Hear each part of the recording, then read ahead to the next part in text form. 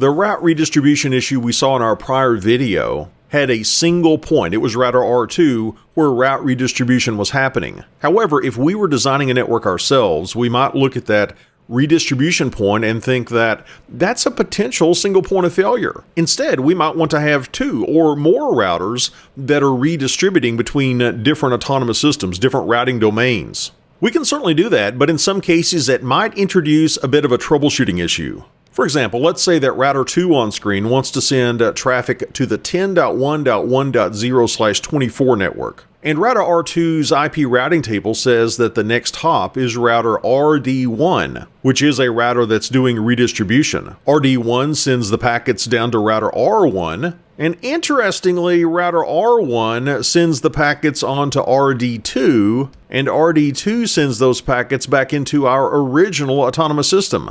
That could be suboptimal routing. We're leaving our routing domain, going through another routing domain, another autonomous system, and then coming back into our own routing domain. And you might run into a situation like this depending on how many domains you have, how many boundary routers you have, what specific routing protocols you're using, how things are configured. And in this video, we want to talk mostly in theory about how we would troubleshoot an issue like this. What we could do is set really high metric values on a route that's being redistributed into a routing domain. That way, if I'm in autonomous system number 2 and I'm trying to send packets to a destination that also lives in autonomous system number 2, I'm probably not going to be leaving my autonomous system because the metric would be too high to go through another autonomous system. It would be a much lower metric to stay within my own autonomous system. Something else we might do to combat a situation like this is to statically set the administrative distance for a routing protocol. Remember that RIP has a default administrative distance of 120, OSPF has a default administrative distance of 110, EIGRP has a default administrative distance of 90, except for external routes that get injected into EIGRP, those have an administrative distance of 170. In fact, since EIGRP does distinguish between externally learned routes and routes learned within the autonomous system, and it gives a higher administrative distance to those externally learned routes, EIGRP by itself does a great job of preventing a situation like this from happening. But depending on what routing protocol you're using and how things are configured, you might in some cases need to statically configure the administrative distance for a routing protocol. So let's hop out to a live interface real quick and let's take a look at how easy it is to set the administrative distance for a routing protocol. I'm sitting on router RD1 and it is configured for route redistribution, and if we do a show IP route, we can see that we've learned routes via OSPF, we've learned routes via EIGRP, and notice the ADs, the administrative distances of these different routing protocols. EIGRP has an AD of 90, that's the default. OSPF has an AD of 110, that's the default. However, in some troubleshooting scenarios, we might want to make OSPF more believable than EIGRP. Here's how we could do that. We could give the distance command. And by the way, that command works not just with OSPF, it also works with EIGRP, it works with RIP. Here's how we do it. We go into router configuration mode for OSPF, process ID 1, and I'm going to say distance. And we give the new AD. I'm going to make it 80. I want to make it more believable than EIGRP. And now, if I look at my IP routing table again, look at this. My OSPF routes now have a more believable administrative distance than EIGRP. It's now 80 for OSPF, and you'll see that I don't have any EIGRP learned routes in the IP routing table now because I've learned all of them via OSPF. That's interesting. But something important to realize is that this AD of 80 is only locally significant. It only applies to router RD1 where I've configured it. In other words, this AD is not being advertised out to other routers. This is not going to influence the routing decisions that other routers make. This only influences RD1. Another way for us to overcome this potential routing loop is to filter routes as they're redistributed. For example, if we know all of the 172.16.0.0/16 networks reside in routing domain 1, we might go into the routers redistributing into that routing domain and filter that route out. After all, that route lives in that domain. No sense advertising that route into the domain from another domain. And you could use a route map to do that filtering. Another fairly clever way to overcome this routing loop issue is to tag a route as it's being redistributed from one routing domain into another.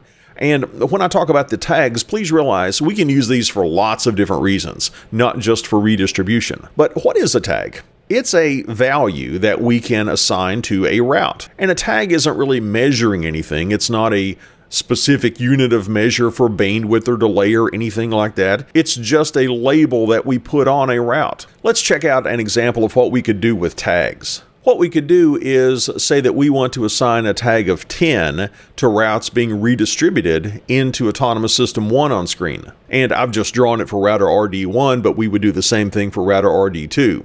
But in addition to setting the tag to 10 for routes going into Autonomous System 1, what if we did this also? What if we said that we're going to deny any routes from being redistributed that had a tag of 10? In the example on screen, we've got a route going from Autonomous System 2 into Autonomous System 1, but as that route gets redistributed, it's given a tag of 10. And RD1 in this example is assigning that tag. If that same route were to then try to come back into Autonomous System 2 via RD2, that's not going to be allowed because RD2 is going to have a route map that says we're not going to allow the redistribution of any route that has a tag of 10 going into Autonomous System 2. Let's go out to a live interface now and take a look at how we can configure these tags.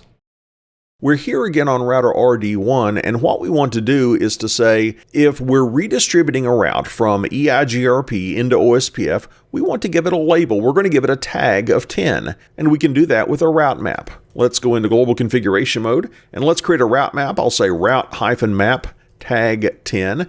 I don't need to say permit, and I don't need to give a sequence number because the default is permit, and I'm only going to give one instruction. I'm going to say set the tag to 10. And that's the first of our two route maps we need to create. Let's create a second route map. I'm going to say route-map. This time it's going to be deny tag 10. And I will say deny this time, and I'll give it a sequence number. What am I wanting to deny? I'm wanting to deny routes that have a tag of 10. So I will say match tag 10, and we're going to deny those from being redistributed from OSPF back into EIGRP, thus breaking that potential routing loop. However, I want to allow other traffic to be redistributed. I need to allow everything else, so we need to give a second route map statement for the deny tag 10 route map. I'll say route-map deny tag 10. I'll give a higher sequence number. This time I'll say permit, and we're going to permit everything else.